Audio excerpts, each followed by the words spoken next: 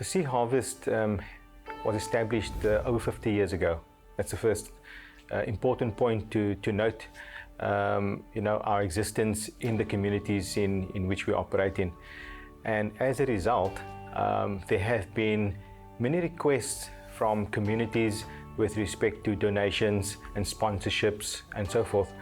And Sea Harvest in 1998 decided to form a foundation which was established as a trust initially. The first major project which was established through that trust was a setting up of a community laundromat, which probably at the time was 100% servicing Sea Harvest. But that said, we long being established in this community, we are not really focused. Initially, the foundation was as a result of all the initiatives that we were doing in the community. As you can imagine, we are the single largest employer in Saldanha. We are procuring from local municipality, our electricity, our water. We pay our rates and taxes in this region. Of course, being the largest employer, and spending as much as we do with wages and salaries, we have a huge impact on local businesses. That said, we also are quite driven to ensure that SMMEs are developed.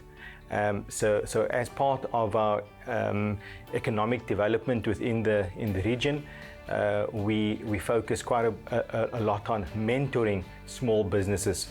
And we have great success stories with respect to small business that has not only grown within Sea Harvest, but are able to plough their trade in other industries and in other towns within the Western Cape.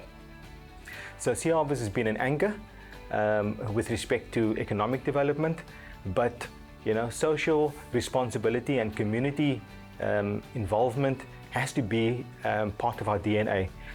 So in 1998, it was a natural progression to start formalizing through the Sea Harvest Foundation Trust a community-based social responsibility, community social responsibility initiative.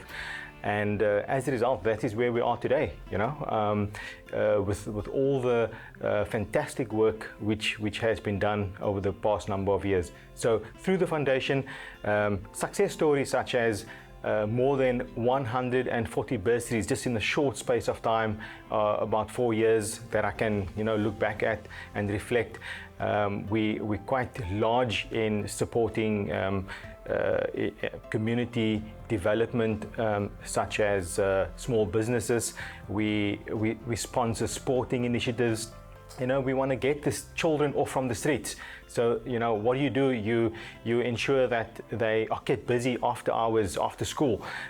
So sport, specifically rugby, is huge in our community, and we found that niche and continue to support our local sporting fraternity on an annual basis. So the Sea Harvest Foundation decided to have this focus approach in terms of our strategy, focusing on various elements within our communities. It was quite important for us to have this approach to ensure that we have a meaningful impact within our community. It was as well important that you're able to measure the outcomes. So we looked at very tangible opportunities to support and sponsor.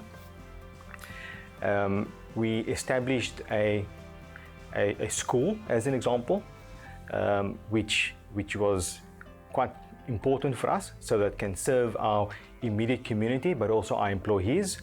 So education is a very strong pillar within this, both in early childhood development and tertiary institutions. Another pillar within the foundation which we established was health. And we collaborated with the Department of Social Development, which was important because we cannot do that on our own.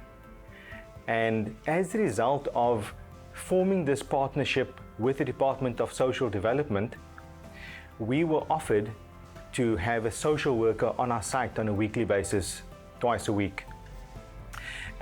So there was a great partnership which was happening, And I don't think we would be successful if we don't form these public-private partnerships with government. We've also involved ourselves in 2020, when we had to pivot really most of our initiatives that we have strategized for in 2020. Unfortunately, had to pivot to things that are more required in our community, such as